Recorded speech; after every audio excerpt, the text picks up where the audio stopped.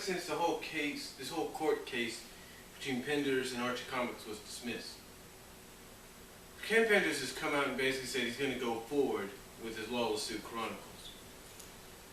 Now, it seems a bit more information came out, and it seems that he's not aiming just for books, I guess. I think it's basically sounds like his primary focus is media, is other forms of media. In other words, television, if not the big screen.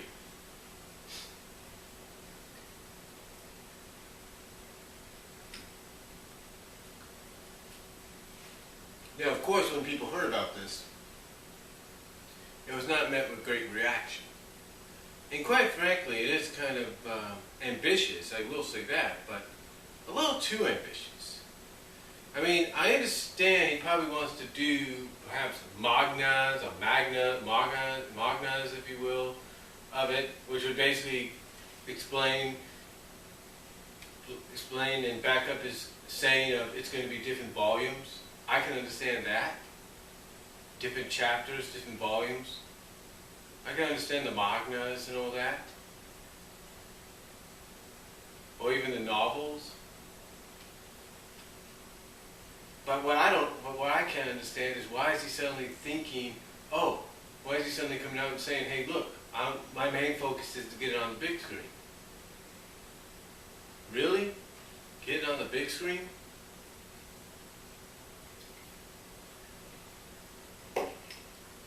Now, someone came out and said that, asked the question, someone pointed out that possibly they're hoping and praying that Ken Penders is trolling us.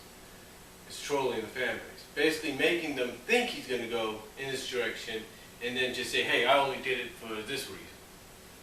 I mean, if I'm Ken Penders, if I'm Ken Penders and I'm just basically upset that, hey, it's not the fact that you used my characters without giving me credit.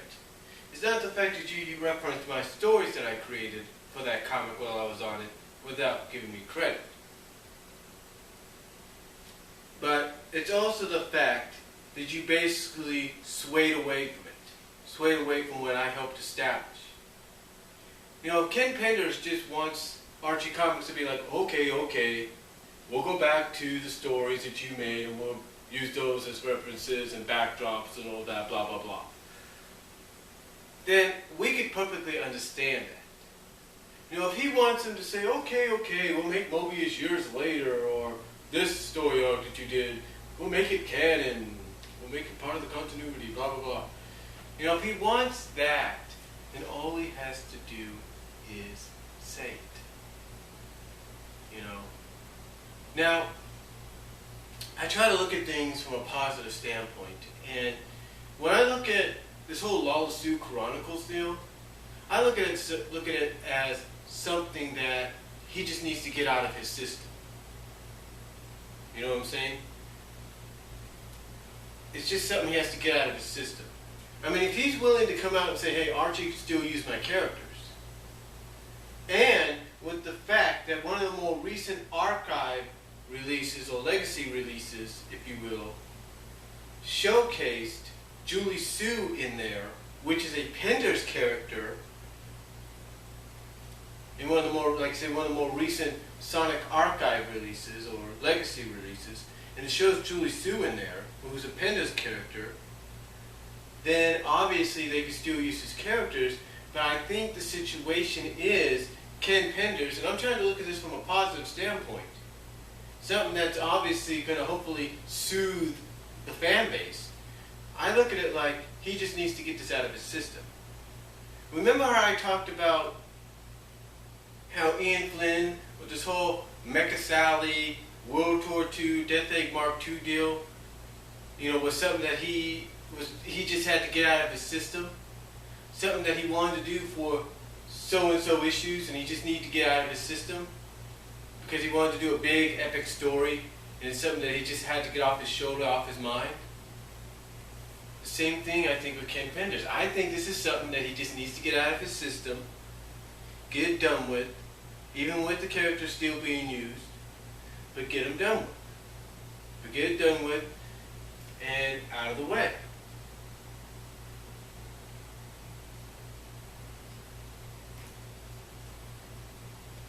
You know what I'm saying? It's kind of like, I don't know if this is a strange example. It's kind of like when Ninjara from Ninja Turtles. When Archie Comics had the Ninja Turtle license, and they did the Ninja Turtle Adventure comics, they had the character Ninjara, the female humanoid fox. And the way they wrote her out of the book, I thought was okay. Now, I don't have the last issue or anything where this happens, but from what I understand, it was sad, but they basically did a story arc on her leaving the team and now going on her own, or discovering a new life and stuff like that. They basically built, even though it was 4 issues, they built up to it. They built up to it, and I'm sure they probably built up to it a little before then, but they built up to it even more so with those issues. So, and it's called the Moon Eye Saga if you want to check it out. And so they did a decent job with that. And then the next time we see her is about a year or so later, or whenever, and she's in an issue. I can't think of the issue right now. I have it. It's in the 50 issues, if you will, of Furlog, or Furlog, or whatever. Furlog or Log, Furlog, I think. I'm not sure. She's in those, and basically her stories there take place years after the situation in Ninja Turtles. She already has a daughter. The guy she basically found a kindred spirit in and everything in the last issue, in the Moon Eye Saga, is dead. But they continued on. And obviously, we hadn't seen anything after that, and after that story arc, which was about 2 issues, I think. And furthermore, the last time I remember hearing anything about her was when the word was going around that Archie Comics or somebody, IWD along with Archie, or IDW along with Archie, was going to finally release the issues that were originally supposed to come after the Moon Eye Saga. Instead of what we got towards the end, we were supposed to get something different. And she was supposed to come back in that. So it basically tells you that even though the creators of Ninjara took her away from the comics, put her in a radio comics release of Furlog for a few issues, it shows that she was going to come back for that release of the long lost issue or story arc that was supposed to be after Moon Eyes. She was supposed to come back. So what does that have to do with this? Well, it tells me honestly that it's the same thing with Ken Penders in a sense. This is just something he needs to get out of his system, just like those 2 writers did with the Furlog issues. It's just something he's got to get out of his system, no matter how long it may take. But at the same time, we still have the characters coming back onto the Sonic side. I mean, again, the recent archive or legacy issues or releases show Julie Sue in one of the stories, a Penders character, if you will, then it tells me that the characters will still be used. We just got to figure out how it's going to be done. That's about it.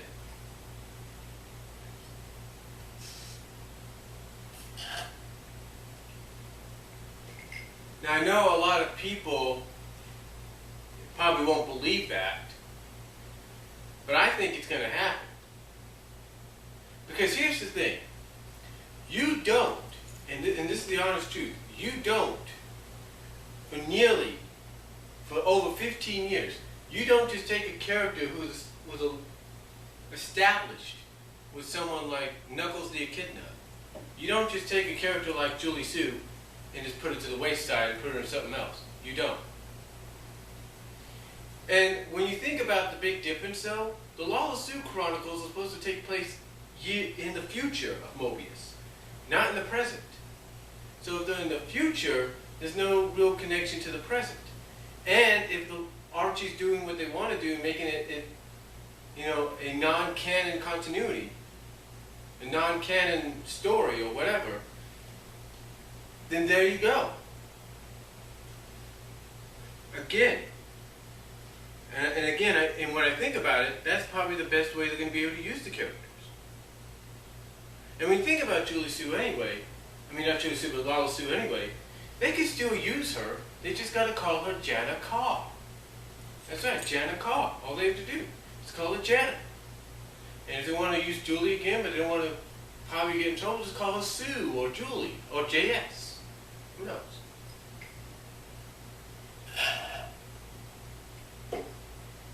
That's the way I look at it. But the point is, like I mentioned at the beginning, I do feel it is a little ambitious, if not too ambitious, by Ken Penders to kind of think he's going to walk around Comic-Con like this, present his idea and say, hey, Paramount, or hey, DreamWorks, or hey, Warner Brothers, or Universal, you guys want to make a movie? Here's his idea I got. It sounds great and everything. You want to make a movie on it? You know, I don't think he's going to be able to do that, present his idea to the studios, and they're going to say, oh yeah, it looks good and everything, but we don't want to do it. We got too many projects on our table.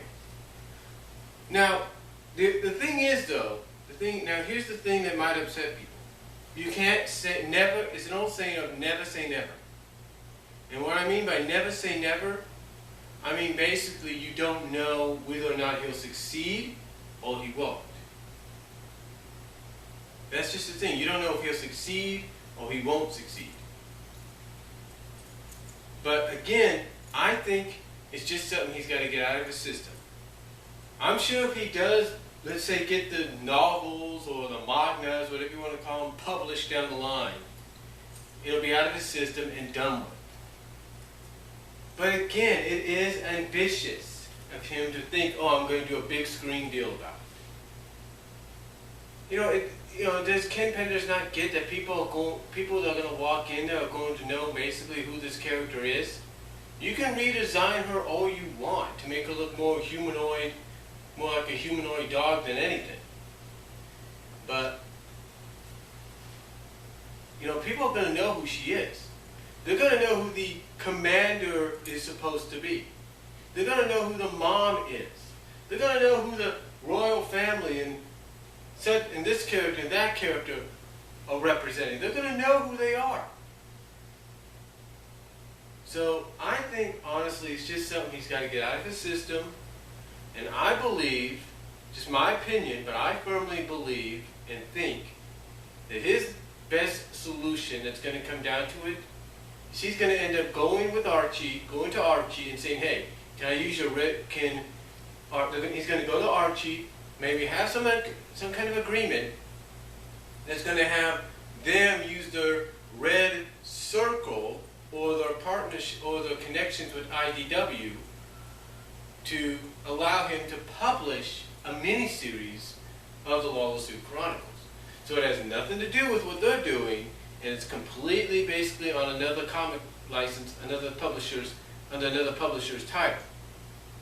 Red Circle or IDW would be the best choice for him to fall back on. But that's all depending on if he succeeds. I mean, he's been at this for how long, people? How long? And we haven't seen anything but promotional work.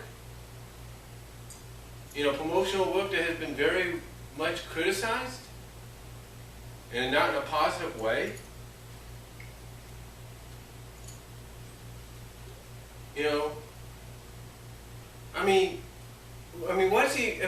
Here's the question I was asking myself yesterday, or last night. What's he expect to do? Make the Lara-Su Chronicles into another version, or into this generation's version of the cult classic Rock and Roll? Is that what he's hoping for? To turn it into this generation's version of Rock and Roll, or Star car chaser, The Legend of Orin? Is that what he plans to do? Because if he plans to do that, then hey, more power to you, Ken, but it's going to be a long, standard process. Take a look at what Seasons do. Take a look at what my fellow fans at the Season staff are doing right now. Right now as I speak. They are basically from this past Thursday to now to tomorrow have been walking around presenting their ideas, showcasing what they have accomplished with Season to people like Ian Flynn, Paul Kaminsky, Roger Craig Smith. Those that have associated themselves with the Sonic franchise, they have showcased this stuff to them. And here's the deal. Here's the deal. They're showing work that they've already finished. Or that they're working on. They're showing them promotional work that's already done. Giving them an idea of what this thing's going to look like when it's all said and done. But all Ken has done, right now all he's done is just give out word, text up what he's going to do. All he's showcased is promotional pictures, and that's it. He hasn't really shown any real example of what it's supposed to be like. He hasn't given us an idea of what it's supposed to be like. The only thing he's ever given us so far recently is some kind of sample of what the script looks like, or what the story's going to, what the first scene or the first few pages of the script or the book or the novel looks like. And the biggest difference between the two is they're showing stuff they've been working on before they showed up. If I'm Ken Penders, with all due respect, not only do I get promotional work done, but what I do is I do more than just what I would do. Let me see. Hold on for a second, folks.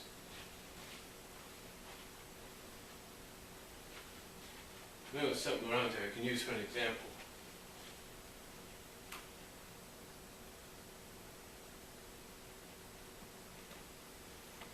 Okay, not much of an example, but it'll do. Not much of an example, but it'll do. I would take something like this, which is maybe, well, not as many pages as this, but I would have a folder or something like this with a picture of what my ideas, and everything. And not only would I have promotional stuff in there, but I would have maybe 10 or 5 pages worth of explaining. I would have a page worth, like a Bible, if you will, explaining who the characters are, you know, what the role is, and then maybe I'd have 4 or 5 pages giving an example of what the story is going to be about. Then I'd probably have a few pages of what the story would be about, kind of explaining what's basically, I think overall I would have a Bible. Basically explaining who the characters are, what the roles are, what the story's going to be about, and also at the same time show what the characters are going to look like, or at least you plan for them to look like, and say, okay, and say something like, okay, here's the Bible part, here's who the characters are, here's what they are, here's who the characters are. Here's who the characters are, here's what they're about. And then maybe the next few pages, after the first few, and then after maybe those 5 pages, have another one that says, okay, here's what the story's about. Here's what the story is about, and why the characters are involved in it, and what roles the characters will have in it. And then, after that, start showing off promotional stuff of who the characters are and what roles they will play.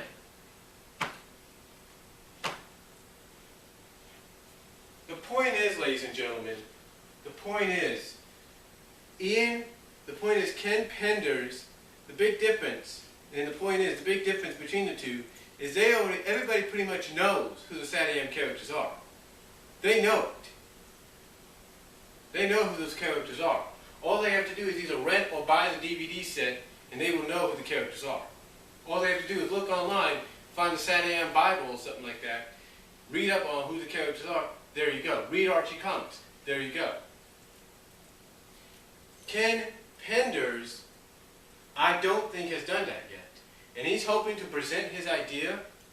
Unless he has some real good proof and evidence, some real good proof that this is what he wants to do, some kind of real good visuals and examples of what he plans to do. You know, again, as I mentioned at the beginning, like I mentioned at the beginning, what he plans to do to put it on film in big screens is a little too ambitious.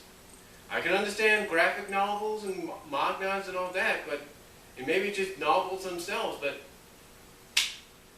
I don't see a big screen situation. I don't.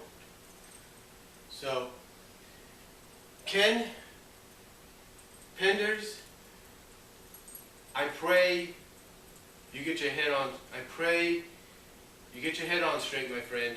I know you want to do this. We all have ideas we want to see become realities. We all have projects, personal projects we want to see become realities, official realities.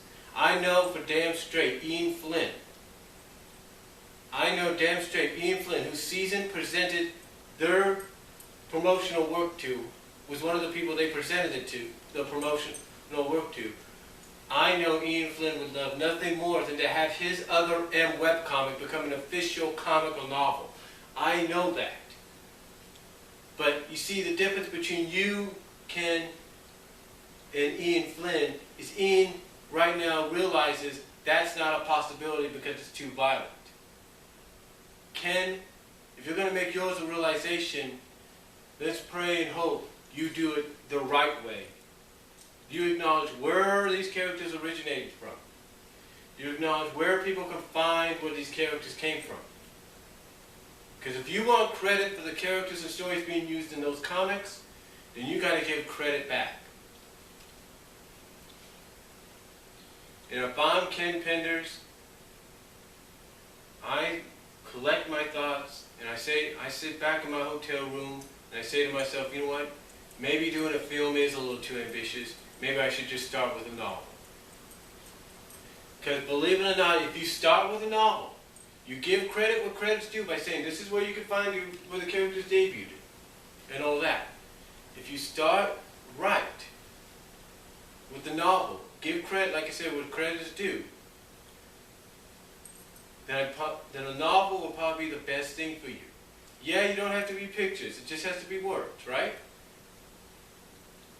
Look how successful novels have become on the big screen once after they've been released. 50 Shades of Grey, Hunger Games, Twilight, Need I Go On, Beautiful Creatures, Need I Go On. The point is, Ken Penders, I pray you do this the right way. And like I said, ladies and gentlemen, it is a little, I believe trying to do a film is a little too ambitious. I believe the best step for him is to do a novel and at the same time give credit where credit is due. He wants credit for his characters by Archie Comics, then he needs to give credit to Archie Comics because that's basically where people can find out who these characters are and where they came from, how they began. That's what he needs to do. So, again though, like I said, the big difference between him and Season had something set and ready to go. They did. And they pretty much already knew that there's a Bible existed for that show, for that franchise, and they knew other examples like Archie Comics would be good too. So, again, my thoughts are, I think it's a little too ambitious. I think the best starting point for him is a regular novel. That's the way I look at it. So, that's my thoughts on the whole Ken Penders, Lara-Su Chronicles deal. Let me know what you guys think. I'll talk to you later. I'm sorry this video was long.